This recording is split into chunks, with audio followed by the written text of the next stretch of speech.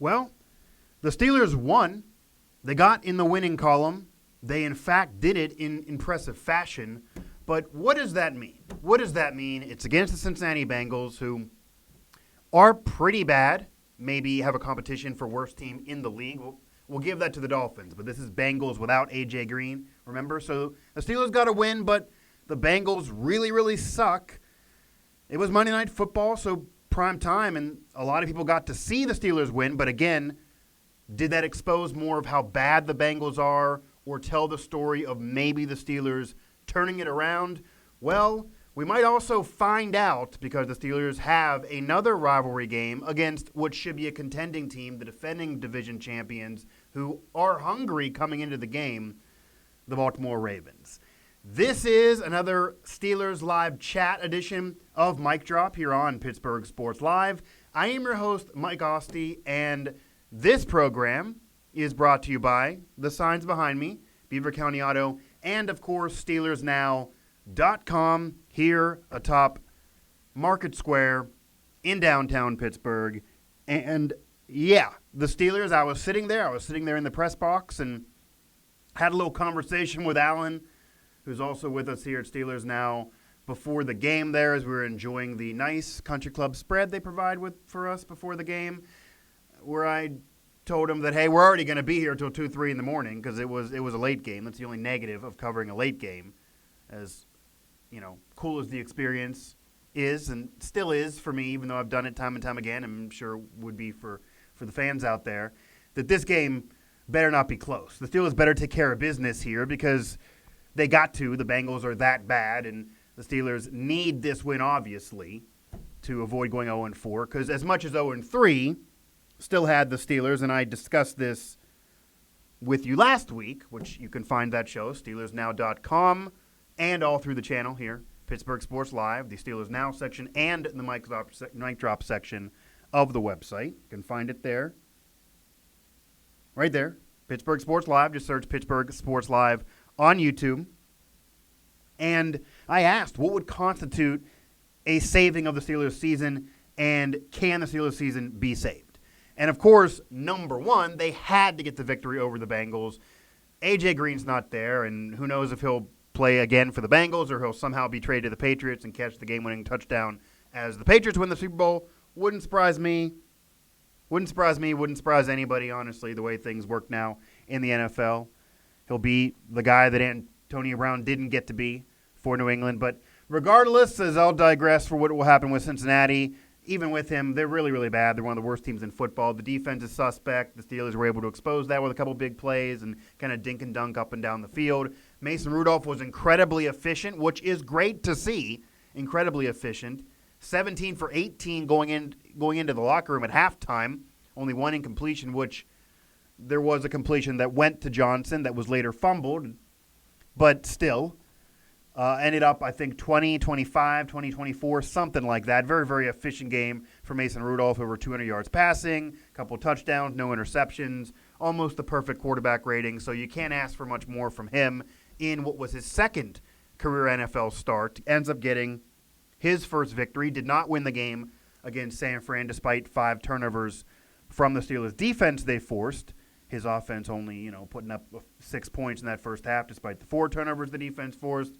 Then the defense collapsed in the second half. So who you want to blame there is immaterial. That was his first start. You give him the mulligan, goes to the second one, gets the win. But you should beat the Bengals, and he should be very efficient against the Bengals. It is easier said than done, and you're going to like seeing it from your now starting quarterback, regardless of what happens with Ben in the future and what happens next year. And by the way, Jared Devil, what's up? Appreciate you joining me here. Usually have a lot of activity in these live chats, so I see a lot of you watching and not chatting yet. Feel free to chat. Feel free to ask questions. Feel free to hit on really the headline of the show and the topic at hand here, kind of moving on from the Bengals game, recapping that game, but realizing the Bengals suck, to put it mildly, and that's why the Steelers won so handedly. But the true test being the game against Baltimore, who, despite coming off a loss to Cleveland, I didn't buy the Cleveland hype coming into the year, but they're still going to be a good team, an improved team. Should still be maybe a team vying for at least a wild card and a playoff berth. They were already close last year without all the moves they made, without OBJ and company. and their defense mainly. And the Ravens kind of were exposed. Maybe the defense is a bit overrated. The defense is not what it used to be. But Lamar Jackson's still getting it done. The offense still scoring points with him and Hollywood Brown, Antonio Brown's cousin. The Steelers will get to see, as funny as that'll be. So they're still the class and the favorite of the division, you'd imagine, at least them and Cleveland, which they have yet to see on the schedule. And we'll see. We'll see what happens between the Steelers and Ravens, as that's really going to be the Steelers' first test of the season after this 0-3 slide. I mean, the Steelers losing to New England, you figure. You lose to Seattle, it shouldn't have been. It's a contending team, but they kind of gave that game up. Some controversy there. Shouldn't have lost to the Niners, who I believe is overrated despite their schedule, or despite their record, because their schedule being so weak. They squander that game with the 5 turnovers. You got to beat anybody, really, when you forced 5 turnovers, and they end up beating Cincinnati. So we really still don't know who this team is, especially now without Ben and with Mason Rudolph as the starter. Efficient, did well, but again, it's against the Bengals. What do you make of it? It'll be that first true test against the Ravens defense, even if it's a bit overrated. Still better than what you're seeing in Cincy. And that being a legit good team that you're going to figure is going to contend for the playoffs, going to contend for the division, going to contend overall, and another season of Lamar Jackson. They have a stellar running game, of course, with Mark Ingram and company, or even Earl Thomas on defense, so they should be better. There are still names there. It's the Steelers-Ravens rivalry, which, as much as maybe the Steelers and Bengals have a rivalry over the years, this is still a legit rivalry. Steelers-Ravens, every year they're always both contenders, or at least trying to be contenders. They may flirt with contention, or at least get there and have deep playoff berths. They always run into each other, but what both teams do always affects each other. So this is a legit rivalry. Used to be one of the best rivalries in football. Still kind of is, despite new faces and with Ben out of the lineup. So we will see. John Harbaugh versus Mike Tomlin still. John Harbaugh gave great respect to the rivalry and players of the past. Ed Reed's going to be there for them throughout all week. Hines Ward just getting inducted into the Steelers Hall of Honor. Bill Cowher, too. The kind of beginning parts of that rivalry, dating all the way back to when Shannon Sharp said the plexiglass comment about Plesko Burris, and that's early 2000s. So it's still going strong as one of the best rivalries in football, even if the roster's changed. They've traded off playoff appearances. They traded off division titles. They both have won championships over that period. They both have been in the big game, big in AFC title games. So that's one of the best rivalries and still going strong. I wasn't at the game, but what an amazing atmosphere. Yeah, I mean, again, it was Monday Night Football, so you're going to have Monday Night Football be an amazing atmosphere. I will say, though, from my vantage point, being at the game, that yes, you're going to have fans kind of matriculate, for a vocab term. Got to get that on. Matriculate to their stands, to their seats, from the concession stands or wherever as the game begins. But in all honesty, I saw some empty seats once that game started. I saw some empty seats as that game went on. I saw some empty seats in the first quarter, in the first half, and I had to go to work the next day pretty early, and I didn't get home until almost 3 a.m. because of working, and most of the work when you're covering a game, for anybody who doesn't know, is after the game with player interviews and articles and different things you're getting ready for posts and shows, etc. throughout the week. So Alan and I were there, and he was still there after me until after 2 a.m. I didn't get home until almost 3 with weird traffic at an odd rush hour time for Pittsburgh. But I could say it's a great atmosphere because it's Monday Night Football, of course. It was cool to be there for sure. But there were empty seats. Forget what they're going to release as the attendance number. I never believe that for any team, whether you're good, bad, ugly, or indifferent in any league. I'll never believe it, whether it's the Pirates with their 10 stacks, their 10,000 that they really get, and maybe try to increase that a little bit more to 15 on weird weekends because they've been so disappointing and bad, or whether you're the Steelers who expect a shutout every single week. It didn't appear to be that there was a shutout worth of fans at that game, even early, certainly not throughout the entirety, and I get it being late Monday. I get work the next day. But it's Monday Night Football. It is the Steelers. It is the NFL, so it kind of was surprising to me.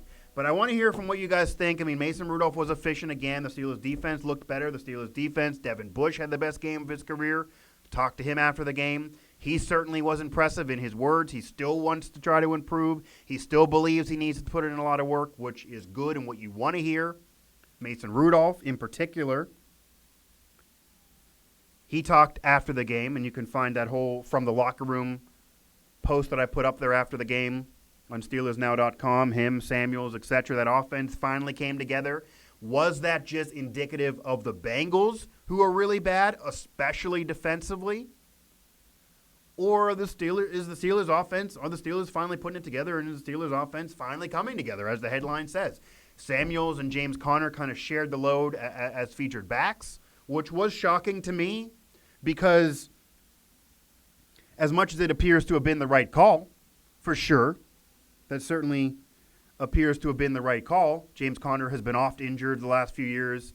He had a key fumble that helped lose them the game the week earlier out there in California against San Francisco. And I said at the time, and got flack for this, that James Conner is a great guy.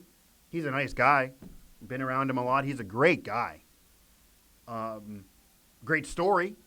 Cancer, a whole bit, of course. Fantastic story. One of the greatest stories we've seen in sports the last few years, whether it's college or pros. And it's great that he's here with his hometown team, quasi-hometown, playing in Erie and then playing at Pitt. But this has been several years now of him being consistently injured, and that even goes to prior to him being the feature back taking over for Le'Veon Bell. He overachieved last year with yardage, of course, but couldn't stay in the lineup throughout the entire season. That certainly could have hurt that team that did miss the playoffs. And too many fumbles. A lot of those games last year he fumbled. Those key losses, those upsets that they should have won, even with how up and down they were. Going to the loss to the Chargers on Sunday Night Football when they gave up 16 points. Going to the loss to the Ravens, the Broncos, the Raider game. If he doesn't fumble, if he doesn't have those mistakes, if he would get more yards and be more efficient on the ground, they would have won some of those games and it would have turned around. So, my point, as I try to puff up the hat there to represent Callaway, the name brand of my driver, my golf club driver of choice.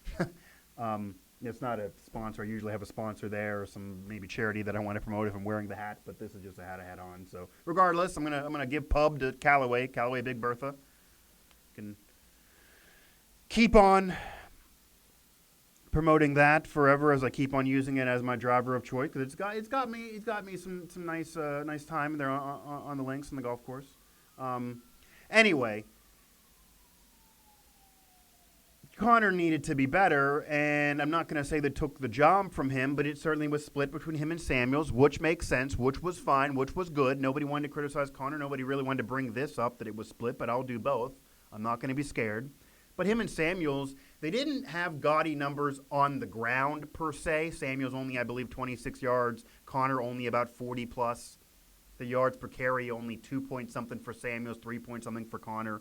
It was not jumping out of the page by any means, and I thought it was better watching it. But when I went to write up the post afterwards and do the post-game coverage, you look, okay, the rushing totals aren't there, but a lot of those short passes are kind of like runs. They both had great games receiving-wise. They both did get into the end zone, whether it be as a receiver or on the ground. Samuels, that was actually his first career touchdown, I believe. So that was big. And that helped the Steelers move the chains. That helped Mason Rudolph be as efficient as he was because a lot of those passes were the dump passes to those running backs. And, of course, it's going to make it easier on a young quarterback when you're dumping it off to the check down. Obviously, that's going to make it easier than trying to throw longer passes or curling routes or deep balls the whole game, which he caught a few of those. Got a few of those to Johnson and company in Washington prior against San Fran. But still, that makes it easier on the quarterback, which is what you want when you have a young, inexperienced quarterback. Makes sense. They kind of whittled down the offense. There was even involving Samuels with the Wildcat, which I don't know how much more we're going to see of, but that helped the team, and that was successful, which you wouldn't expect, and I didn't expect going into that game.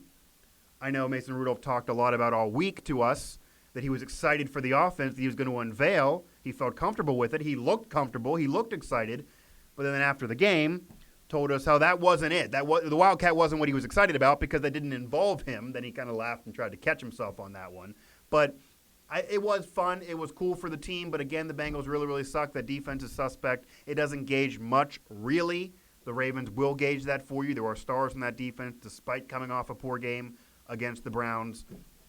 And the Steelers, it'll be interesting to see, do they run a similar offense? Do they try to do more of the dink and dunk? Do they try to do more of the wildcat and try to trick you or catch you off guard? Or is it more of an opened-up offense, more of the Ben Roethlisberger offense, regardless who's the quarterback, because now it's a better defense, because now it's a better team, because now it's the Baltimore Ravens versus the Cincinnati Bengals? We'll see. I'm tempted to believe they're going to do much of the same, that it's going to be much of the same of the dink and dunk. I don't think you're going to see too much more wildcat, but who knows? And that might get exposed by the Ravens, who, again, need a win here. Both these two teams need a win. The Steelers win, and I mean, from 0-3, they're right in there, to say the least, in terms of the top of the pack for the division, whereas the Ravens would fall right down, and the Ravens feeling like they're a better team and the favorite, so that shouldn't happen. So we will see. This game, of course, is going to be another game the Steelers can hang their hats on at home and don't have to travel for. So that'll happen soon, but right now it'll be another game. I'll be there, but this game Sunday afternoon, so it doesn't have to put you on prime time. We'll see what the fans show up for this one. But this will be another game that I imagine the line will be maybe even in favor of the Steelers by 3.5, because they are home, because they are coming off a big win and were impressive, even though the Bengals suck, and the Ravens coming off a loss where they weren't impressive, even though the Browns are obviously a much better opponent than the Steelers saw recently against Cincinnati. Going to go through the chat here, as I do. Some of you popped off. A lot of you guys saying hello and what's up, so right back at you. The pitches were basically runs there. Krelax, of course. Yeah, that's again what I was saying, that yes, the combination of Samuels and Connor, it did well on the ground per se, despite the rushing total not being there, because they only had 10 carries apiece on the ground. Most of their work was through the air, the small passes, the short pitches, as you said. A lot of that is kind of like the running game. It makes it a more efficient way to run. A lot of those were yards after the catch they had to earn, so it was like them running. They just didn't get the ball on a handoff. They more got it on a pitch, and so it counts like a pass for Mason Rudolph. Again, helps him be more efficient, which makes sense for a young quarterback. I don't mind that they kind of whittled down the offense for him. It makes sense for an inexperienced quarterback, and I get that they need to have a maturation process for him and finally learn the full playbook, but this, again, was only his second overall start. I think some forget that. Some of my colleagues forget that, who are asking them to do more with Rudolph in order to see what you got for the future. That all will come in with time. This was his second legit NFL start, and he looked great in training camp and looked great in the preseason, but that's, again, training camp in the preseason, so it guaranteed nothing. That's why I was skeptical, and so were many of you coming into the job for Ben taking over. Many of you were very, very high on him and were confident. That's great, and we're seeing him play well, but you can't open it's going to be different without Big Ben. It just will be. Mason Rudolph's not an experienced future Hall of Famer coming off 5,000 yards passing, even though Ben was throwing a lot of picks and needed to be better this year. It's going to be different for Mason Rudolph, because they know even Ben from 2 years ago, where Ben throughout his entire career had proven himself time and time again. And we'll see. They could even be explosive with Ben last year despite his hiccups. That's nothing they have with Mason Rudolph, so you're going to have more of a reduced playbook. I don't think it's a problem, even though it was the Bengals. We don't know, and it's still very early to gauge him. There's reason to have optimism. There's reason to mostly be even keel, because it's only 2 starts so far. None of the fans, I can't ask fans apparently to be even keel or to be rational. It has to be way high or way down. But we'll see. Again, it's the true test. It'll be a true test against Baltimore for the entire Steelers defense and what they do against the Ravens run game, because the Steelers defense had struggled a lot against the passing game the last few years, but struggled against the running game against the Niners as they chopped them up and down the field, and eventually got a win off of that in the second half of that game. The Ravens do a lot of running and also have the aerial assault now that they did not have last year really with Lamar Jackson. With not him, he doesn't just do the dink and dunk that we're now seeing from Rudolph. He's opened it up with some deep passes. He's actually completing the short passes that he struggled with last year and really getting explosive with Hollywood Brown. So we're going to see Antonio Brown's cousin try to score a touchdown and probably score a touchdown against the Pittsburgh Steelers. That'll be funny in a way because you know that's going to happen. You know they're going to try for a big play to Hollywood Brown against the Steelers. And you probably know I would follow AB again if you've unfollowed him just to see because, and I can't, guys, unfortunately, because he blocked me when I criticized him during the offseason drama. But I can see it here in the Steelers Now and Pittsburgh Sports Live and other company accounts. But I'd follow him during the game because I would imagine that when Hollywood Brown scores off a burner on a big play from Lamar Jackson and gets into the end zone, especially when he celebrates, and you know he will, that Antonio Brown tweets about it. That Antonio Brown has something to say about it, and there's some comments from AB in terms of his cousin scoring against his former team. It'll be funny, so don't take it too seriously, but I'm sure they're going to try. That he's a big play waiting to happen, okay? I got him on a fantasy team. I'm reaping the rewards that way, so I won't actually hate it when it occurs. But going down the line here again, this happened with Ben in 04 with Ben. I mean, I get there's a connection. People are trying all they can to connect Mason Rudolph starting now to Big Ben starting in 04, where Big Ben came in off of Tommy Maddox getting injured, and Tommy Maddox was playing really, really well the prior few years, and he wasn't a Hall of Famer by any means, but he was a veteran who had established himself they weren't winning as much as with Ben recently, but they were, guess I was similar, and that's kind of why it's different though. You had a young rookie coming in for a veteran, and the Steelers were able to go 15-1. They were able to go to the AFC Championship game where they would lose to the Patriots and Tom Brady, who won the championship, won the Super Bowl. And then, of course, the next year, Ben didn't play that amazing, but it was efficient. It was kind of managing the game before he became elite. They would win Super Bowl 40. Jerome Bettis goes off into the sunset, and Big Ben, despite having, which I believe still is a trivia question out there, the record for the lowest quarterback rating for a Super Bowl winning quarterback, but they did win. Here's the difference. From that year and a half, 2 years, with Ben taking over for Tommy Maddox and then becoming the Hall of Famer that he became, to Mason Rudolph for Ben now.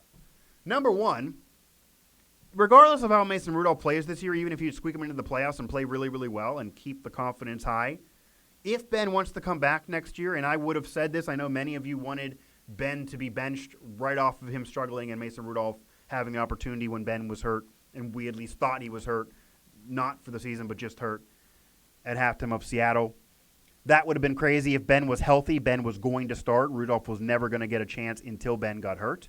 And I'd imagine with Ben a couple more years left in the contract and wanting to play and already releasing those comments, that if Ben wants to start and play next year, the Steelers probably going to give him his job back, unless Rudolph would somehow do a Big Ben and take you to the AFC title game, which I don't see. The Steelers team is just not as good as that Steelers team was then.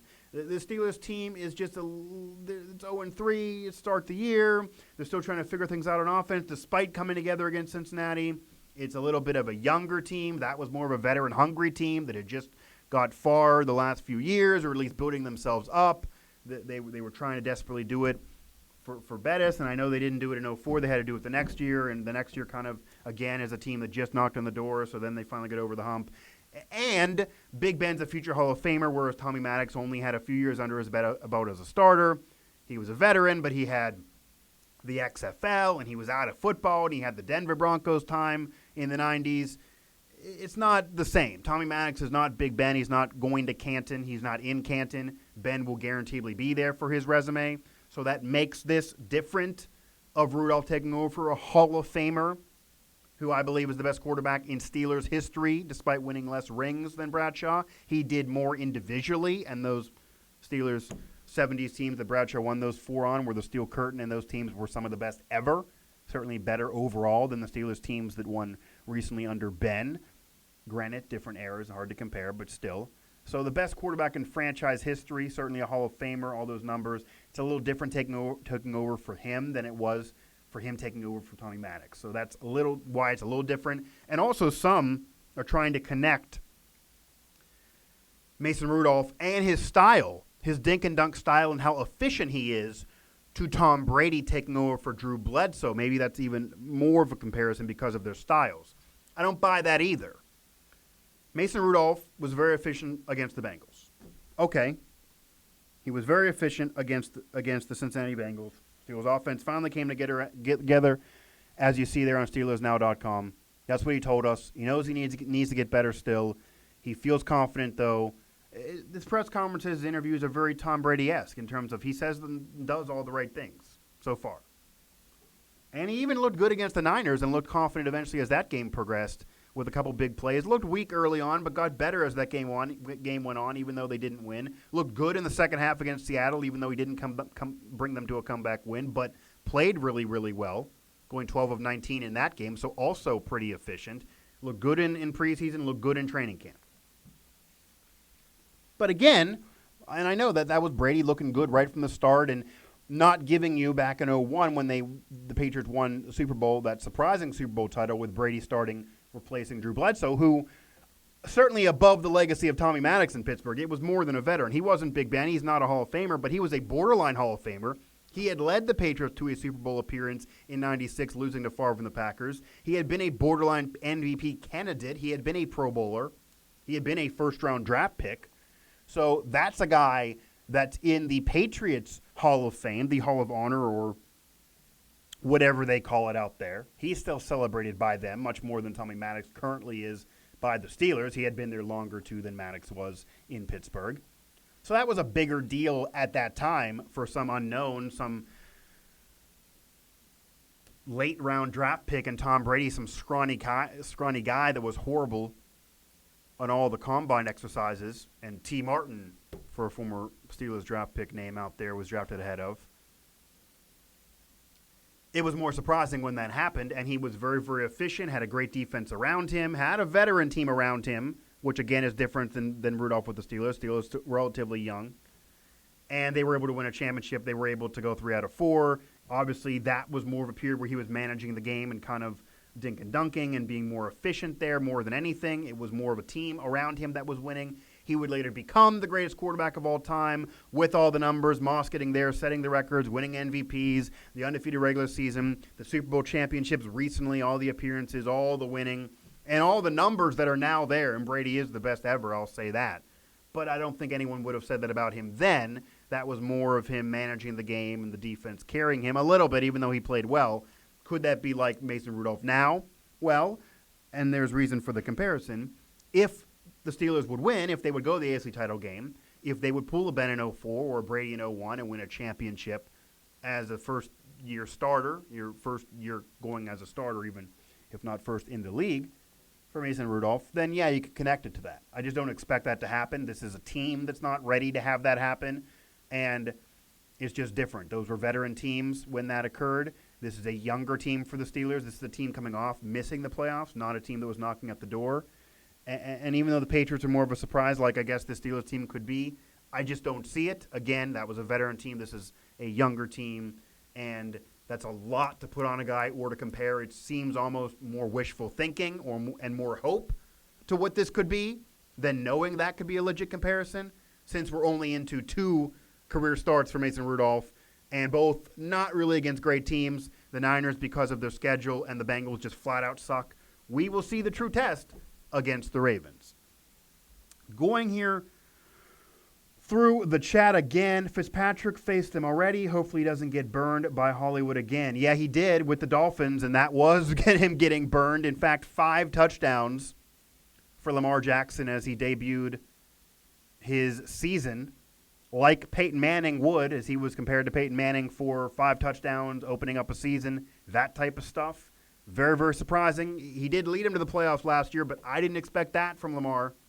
You thought the arm was maybe the concern, at least the consistency of his accuracy, even though we know he has the athleticism that he relied on last year. And again, I still don't feel confident within him long term. I do think it might be fool's gold early on. But Lamar Jackson has played well. He's proved some doubters wrong. I can't criticize him every day because he hasn't been worthy of it. He's played well, no matter whether they won or not. And again, I'm concerned about the shelf life, like an RG3 or anybody with that style. How long can it last? But so far, it's doing well for them. And that's going to be him relying on Hollywood Brown yet again for big plays, and Minkah Fitzpatrick, who's been good with Pittsburgh, where he already forced a fumble. He's created some turnovers. He's had tackle after tackle. He's fit into that Steelers defense and helped it. He's had an impact for the Steelers right away defensively and made that defense better. that needed him to make it better, even with all the moves of the offseason, which I thought would make it better, but it's still been relatively suspect, and Minka's been good. And I defended the move at the time, too. Many were criticizing and still are, that yes, you're giving up a first-round draft pick, but you have years of control. He's on a rookie deal, and he's like your first-round draft pick for next year and a position of need anyway that you would have drafted for. So I love Minka, but he did get burned by Hollywood Brown. So I'm assuming he's going to be better. I'm assuming he's on a better defense now. He's on a better team now. I don't think the Steelers, win or lose, are going to get blown out like the Dolphins were to Baltimore. But that is interesting and has not really been brought up much throughout this week by fans or media, that Minka has seen Hollywood Brown, that Minka has seen this Ravens offense. Minka has seen Lamar, and Minka was on that matchup. Will he be off that matchup because of what happened earlier in the season? We'll see. It can't be worse. Otherwise, excellent addition to the D. Yeah, he has had an impact already. So, again, I think that defends the move. Regardless of whether you care or want to win this year, it becomes your draft pick next year, and this team still needs that help. And Minka he's not costing you much. He cost you the pick, but you needed that secondary help anyway, so it would have been him, and they can't draft secondary help to save their lives, so why not have it be Minka Fitzpatrick, an established player? And he's still young. He's still on a rookie deal. He's not costing you that much money. So I don't mind it, unlike some. Fitz is a better supporting cast now. Yeah, again, that I think it will help. There's no way it can be worse, but I think he does have a better supporting cast than what he had in Miami, regardless of records. We need him for sure. They do need him. Again, the concern for people was, and I can rationalize their concern, the Steelers are not going to probably win a championship this year. They probably aren't going to have a deep playoff run once Ben went down. That was the worry with Mason Rudolph during his maturation process. That's just what you figure would happen with a young, inexperienced quarterback. I did give examples of the Bradys and of Ben for Tommy Maddox, and I'm not in any way comparing this to that like some are and saying this is going to happen like that did, but it has in the past. And I don't think that move was just not for this year, regardless. They didn't bring Minka Fitzpatrick in for a first-round pick for this season. Whether you like the move or not, it was for the future. It was years of control they still have on him, and that draft pick becomes kind of like your first-round pick next year. So it still helps you next year and the future, with or without Ben, no matter who's the starter. So it was not for this year if you're saying they shouldn't have made moves because they're punting the year. They're trying to win this year. Maybe they shouldn't, but the move was for more than this year. And again, the Baltimore Ravens are the test. I know they just lost. Now this actually, and I'll see how you guys feel on this. They're coming off the loss. Did the Browns maybe expose the Ravens, who are the defending AFC North Division champs? Or are they still going to be a contending good team, and the Browns maybe also are going to be good, even though they kind of got humbled by the Titans earlier in the year and then had the loss to the Rams, despite the Rams obviously being a great team, being a Super Bowl contender again, so losing to them, not a big deal and was expected, even it being at home. But the Browns, I feel like, are going to be a playoff contending team. I can't guarantee they're going to get in. I certainly can't guarantee they're going to win the division. It's another year of Baker. He is getting better. OBJ's there, but only one playoff appearance with the Giants, so that's no guarantee. Their defense with Landry Jones, etc., or Jarvis Landry, that is why that team is better. Landry Jones, I can't believe. Out in the XFL, you'll see him in the XFL, Pittsburgh, but Jarvis Landry for the Browns. That Browns defense is better, which will help them maybe swing it into the playoffs, unlike just knocking on the door like they were last year. The AFC is relatively weak. I mean, that could help the Browns. That could help the Ravens. That could even help Pittsburgh, depending on the result of this matchup with Baltimore, that maybe two of those three teams get into the postseason. Maybe you have one winning the division and another one winning a wild card. I don't think you're going to have two wild cards, but it's not crazy because of the landscape not being that tough. The Chargers are going to be a contender, but they've already had their hiccups. The Patriots are the Patriots. They're obviously going to be the class. The Jets and Bills just aren't ready. Sam Darnold's had mono for crying out loud. The Bills are good. They're good. I don't believe in them truly, though, to be a contender at the end of the year, but we'll see.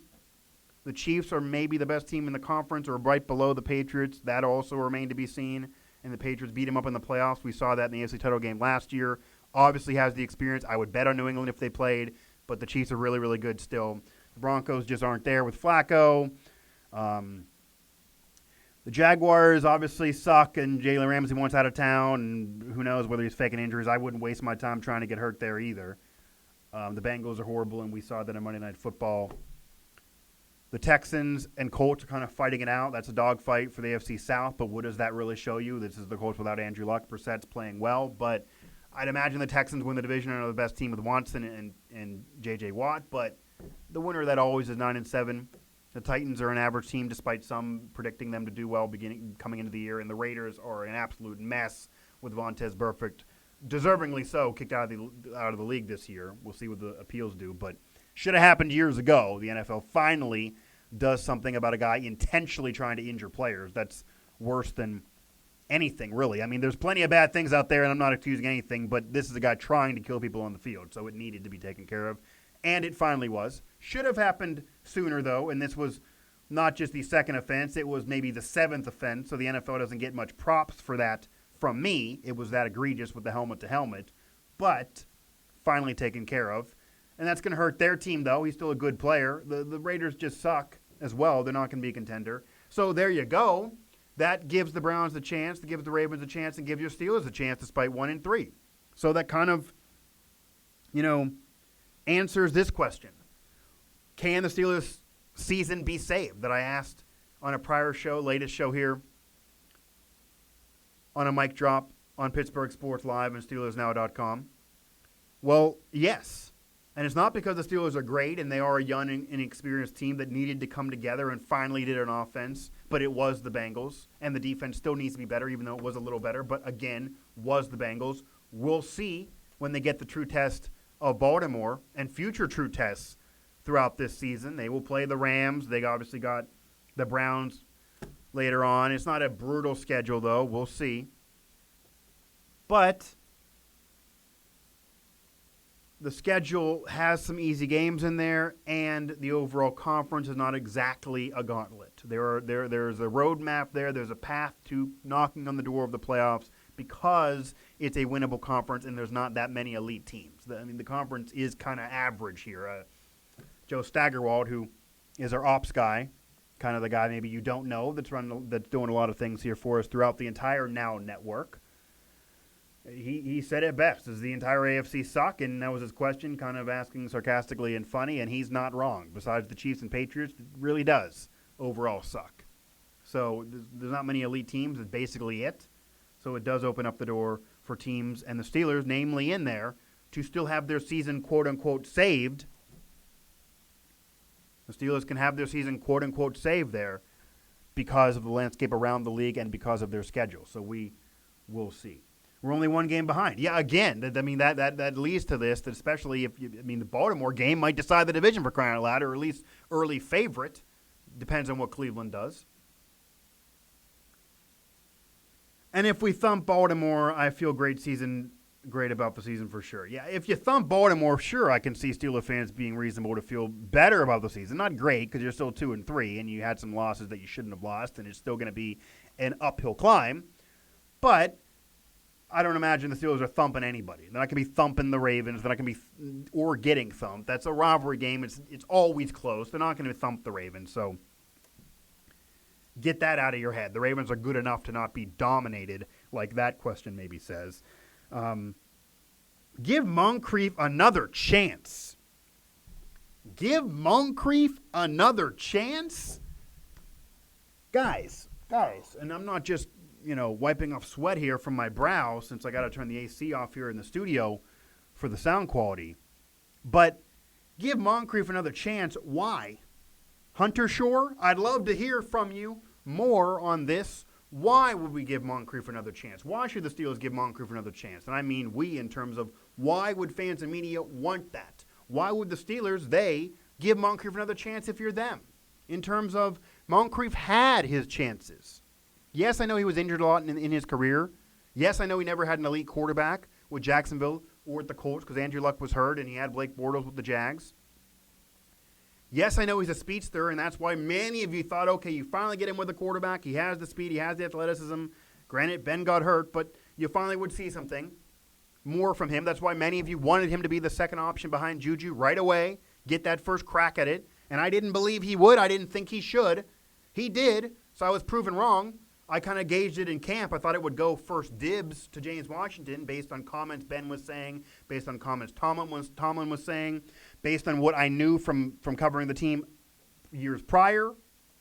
Didn't matter, though. I was wrong. I can say that I was wrong. He didn't get the first opportunity to be the second option behind Juju, which is a critical spot. Somebody has to be that guy, and that guy will help Juju have big games that we have yet to really see and help the offense overall. It's needed, or else you're going to see double coverage on Juju throughout games, and you did in weeks 1 and 2, really, because Moncrief was dropping pass after pass and dropping pass after pass and killing the team, really, because there was no number 2. There wasn't even number 3 or 4, because Washington wasn't playing well then either, to be fair.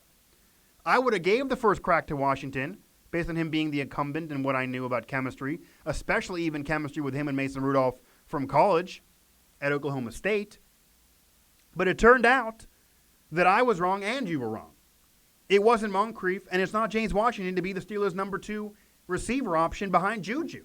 No, and I don't know wwhy you go back to Moncrief. He had his chances with Big Ben and with Mason Rudolph. I mean, he's lost favor. What do you need to see more from him? He couldn't get it done. And maybe he'll get more opportunities, but I don't know why you would want to see more from him based on what we've already seen. It wasn't a small sample size. It's several games now, and he's not a rookie. He had a career. He had what you could see from his time with other teams. But in terms of the Steelers' number 2 behind Juju as a receiver option, which is critical, again, one of the most important things coming into the year that I kept bringing up that had to be solidified for the Steelers' offense to click on all cylinders throughout the year, regardless of who's the quarterback. It's true. And it wasn't there for Ben for a game and a half. It wasn't there for Mason Rudolph until last week, when it became evident that maybe the number 2 or the guy that could be the number 2 behind Juju, it's not Dante Moncrief from being a veteran who got hurt and you thought had more promise. It's not even James Washington with all the chemistry with those quarterbacks, the guy that everybody loved that had the great camp and preseason. Certainly great preseason with Mason Rudolph, touchdown after touchdown the two of them had. It's Deontay Johnson. It's Deontay Johnson, the rookie wide receiver they drafted in the 3rd round, that when I was there covering the draft, nobody thought much of. I mean, it was a solid draft pick in terms of you had to trade up to get Devin Bush. So you gave up some positioning. You knew you weren't going to get the first 1 or 2 or 3 receivers in terms of the draft value, but you had to get somebody after the AB mess. And you got a guy who would go low under the radar. It was low risk. It could be high reward. It's so far been high reward for the Steelers, helping them win a game already having an impact on this year. And receivers can have an impact on a rookie season, but usually they're first-round picks, like a Randy Moss, like a Juju was. Not a third-round pick. Not even a later round pick. It wasn't like it was early third. So I didn't expect much from him right away. I thought Moncrief, Washington, maybe even Switzer, who has struggled mightily and lost his returning position throughout games. Johnson actually did a little bit of that for him on Monday Night Football. I don't know who's going to get it as we go, but maybe it's switching off again. Switzer, just if he doesn't get his act together like Moncrief, he's going to be out of town. Okay, Eli Rogers already seen around the practice facility. They can basically serve the same role. But I just don't know why you'd care about giving Moncrief another chance, and it really seems like the number 2 is going to be and has become, at least what you saw against the Bengals. And again, it's the Bengals defense, but give him credit. Deontay Johnson, the rookie, who out of all 3 of them, to be the number 2 behind Juju, between Moncrief, Washington, and Deontay Johnson, the rookie, he's by far the least experienced, and nobody was picking he'd be that number 2 coming into the year, whether it be fans or media, myself included.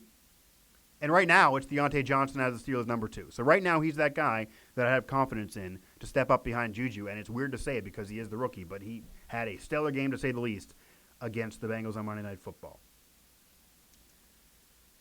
Tuitt is on fire. Tuitt's played well. Yeah, Tuitt's played well, and that's helped the Steelers' pass rush, which has been a big deal.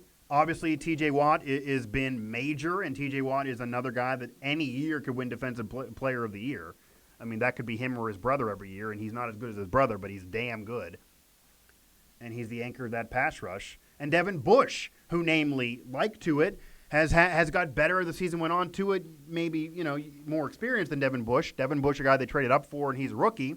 But Devin Bush is a rookie who many had a lot of hype around because he was such a veteran and so good at Michigan, and I thought would be Defensive Rookie of the Year coming in. Like Polamalu, though, the last defensive player they traded up for, he struggled early on. He had a lot of tackles, but still struggled and missed his spots that a keen football eye would be able to say to you.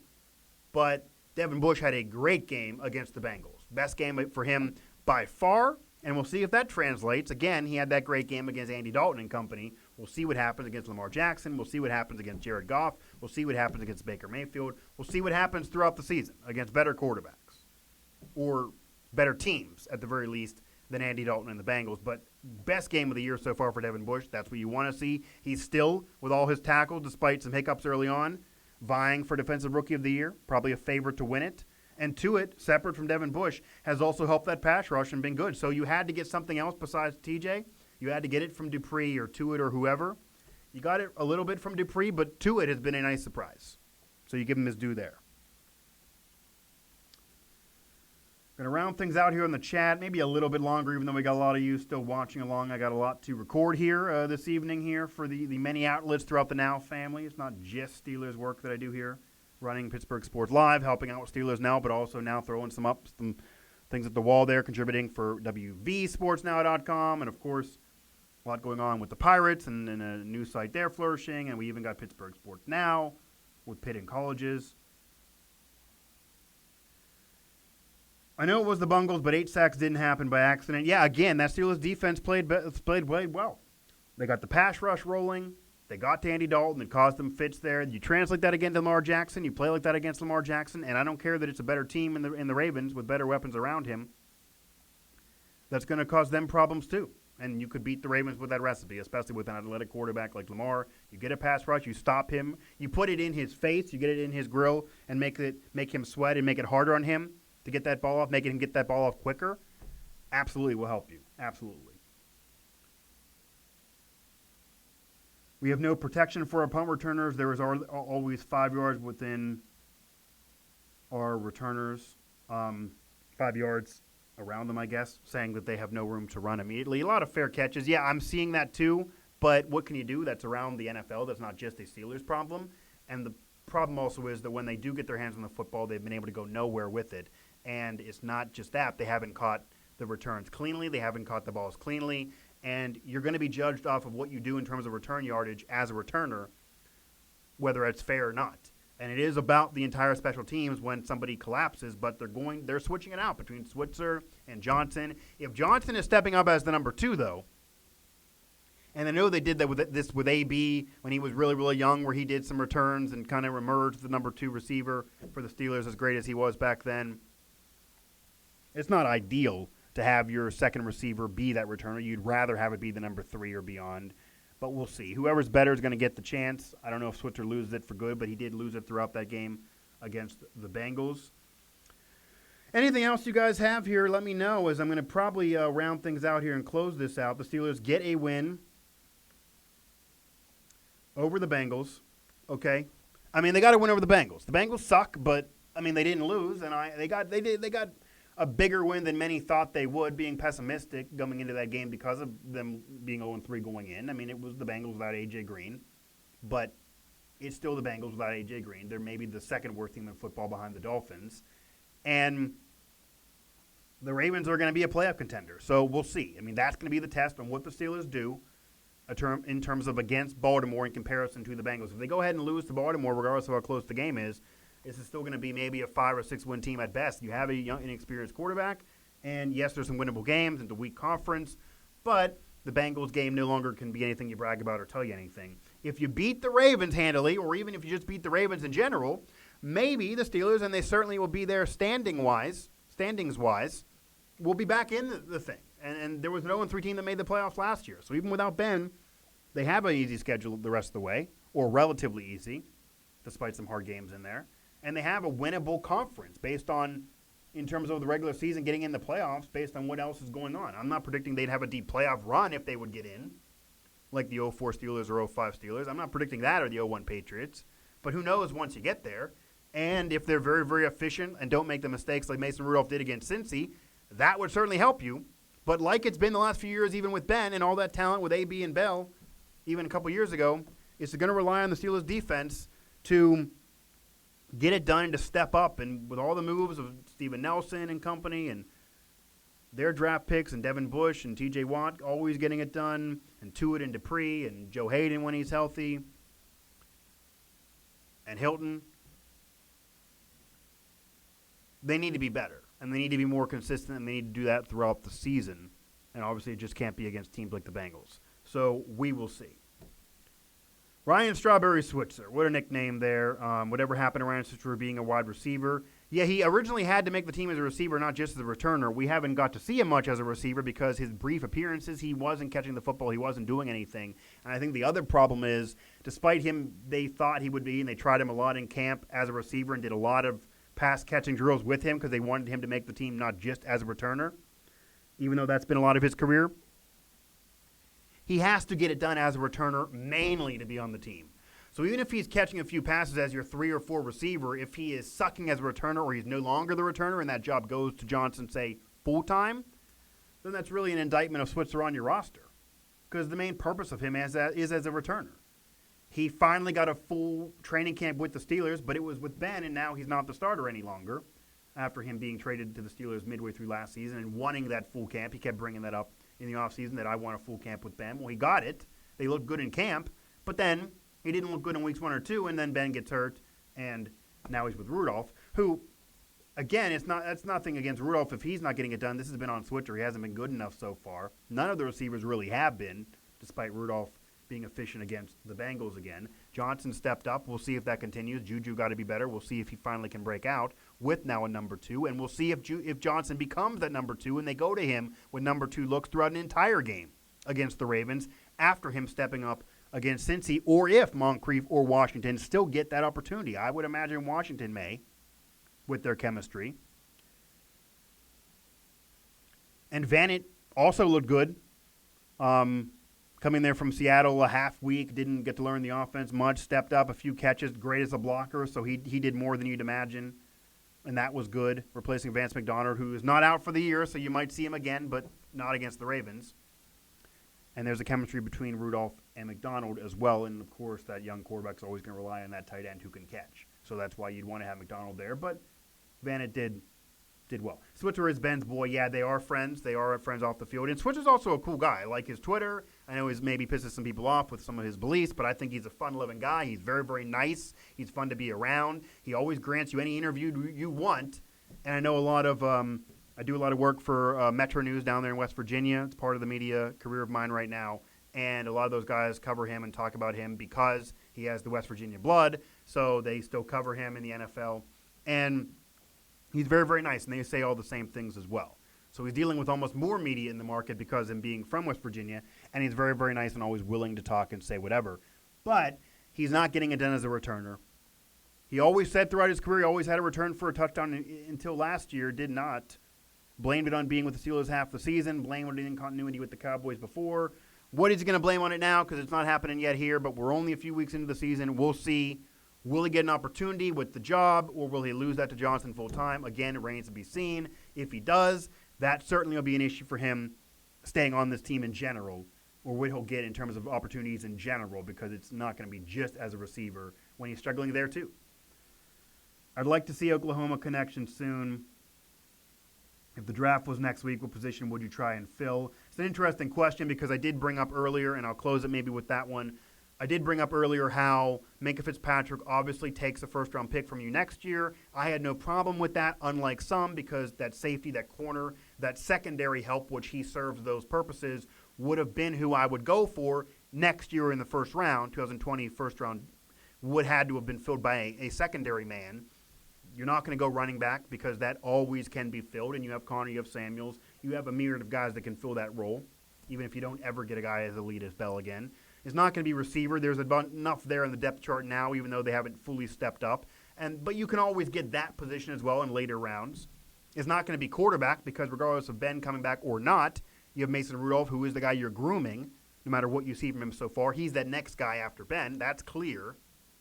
Maybe another tight end, but they just traded for one, so I highly doubt that again. And not a linebacker after trading up for Devin Bush this past season, or this past NFL draft for this season.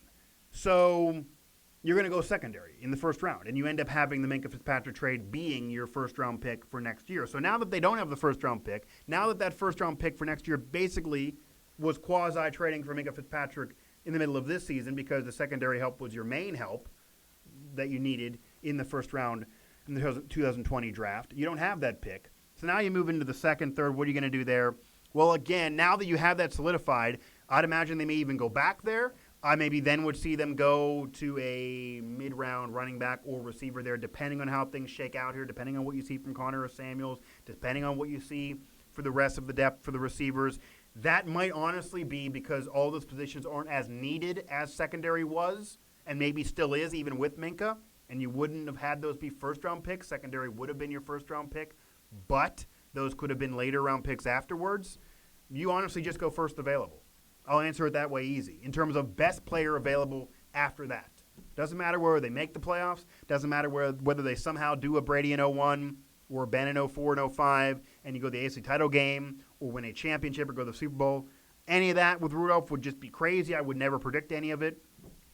Even if it happens, you would still go best available player for the pick, the Steelers' first pick, the pick after what ends up being Minkah in the first round because of the trade. So your second, third round picks, just the best player available. You need help across the board. You still will have those positions that you'll need help with, despite how things are solidified as we go on. And a lot of those positions you're not going to take because of trades or moves you've already made and who's on the roster. So if you have a guy like Devin Bush that you can trade up for, like they did in the first round, that was a need, but also the best available player, they kept saying. That's what Kevin Colbert keeps saying, and he's become a lot more aggressive than he ever was in his career recently. So I would not be surprised if he gets aggressive again. It'll be a draft he'll be doing, even if it's one of the last few, since I think he'll probably be retiring or wanting to move on soon, just with his family and already being so with the Steelers so long. But just the best available player, regardless of position, unless it's a quarterback, obviously, you would not do that because of Rudolph being the guy you're grooming. Mason versus Mayfield, like in college, that will be cool to see, honestly. Oklahoma State versus Oklahoma, that will be cool to see with Mason Rudolph, now the Steelers starter, and Baker Mayfield. Another year as a starter for the Browns, more experience, but we'll see how that matchup goes. Besides week one, every loss we have been within one touchdown, I think is what you're trying to say there, Hunter. Yeah, it's been close games. And even against the Seattle Seahawks, that controversial pass interference call that became a PI, that again is the absolute worst thing the NFL's done. And they've done some bad things, but at least in terms of rules-wise, just sucks. That's subjective. You're going to make those mistakes. It sucked what happened to the Saints in the NFC title game last year, but it sucks that that's now a rule in the National Football League that you can change and you can review pass interference, because you're going to have these controversies happen to the Packers on primetime recently where you're going to have teams almost be angrier when there's no PI, and then there becomes a PI, and you get that reversal. And it happened to the Steelers against Seattle. So that was a controversial loss because you lose by 2, including that with that controversy, which became Seattle scoring drive, and the Steelers couldn't come back later. So I get it. However,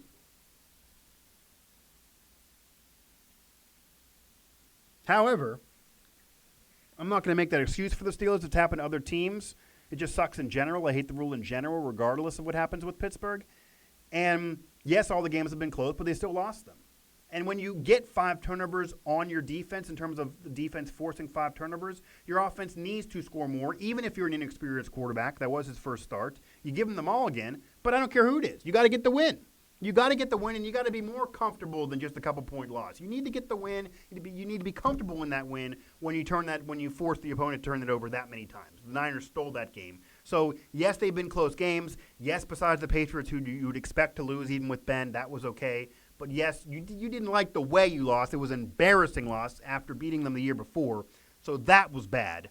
That was maybe indicative of the first quarter of the season, that, yes, you expect to lose to the Patriots and Belichick, but not that bad against Brady. No matter how good he is, not that bad. He's had bad games this year. He barely beat the Buffalo Bills, and yet he's shellacking you. And I know the Bills are good so far, but come on. They're still who eventually we're going to think they are. And the Steelers got shellacked. So that was bad. They were close games. That's good. But Steelers should have won some of those. So there's no excuses. The standard's the standard, as Tomlin would say. Standard's not been met. Winning is the standard, and they haven't been winning regardless of who's the starting quarterback. you are what you are, and we are 1-3, and that's a Steeler fan there. So you are what you are, and you are 1-3, Pittsburgh Steelers. You're 1-3. That's what Tomlin would tell you. No excuses. Move on. This is a winnable game. It's going to be a big test. It's going to be a hard team to face. It's going to be a rivalry game. It's going to be all that the Bengals game was, and then some, because you're facing actually a good team, even though it's not prime time, where the Bengals just hardly to gauge anything with how bad they are. I'm going to close off the chat with that. And that was nice. That was nice and fun. A lot of chatters in this one. Not as much last week, but the weeks prior was a lot of activity in the chat. And I do think that might have been me. All the technical issues last week. Everything else I was doing in and out of media. And the fact that I went a few weeks without doing a show. I get it. Or without the lives. I'm going to have shows. I'm going to try to do these live chats at least once a week during the season with all these things going on. Less drama this year, but still a polarizing roller coaster ride, of course. And we want to make sure that you know to hit up the family of networks, okay? Hit up the family of networks. Pittsburgh Sports Now, Pittsburgh Hockey Now, as the Penguins now get into their season as that starts this week as well. So back in the flex for the Penguins, Pittsburgh Hockey Now, Pittsburgh Sports Now, Pittsburgh Soccer Now, SteelersNow.com as we're covering the Steelers in season. At the games, game day coverage, live analysis, notes, news, everything, opinions you can get on that website, SteelersNow.com, that I help run, as well as here on the channel. PGHSportsLive.com for these shows and all our video content, where it lives, archived forever or until I choose to take it down. Go to us on Facebook, Pittsburgh Sports Live on Facebook. Find us and like us there. You can also find us on Twitter, at PGH Sports Live on Twitter, and at PGH Steelers Now on Twitter for the site and the channel on Twitter.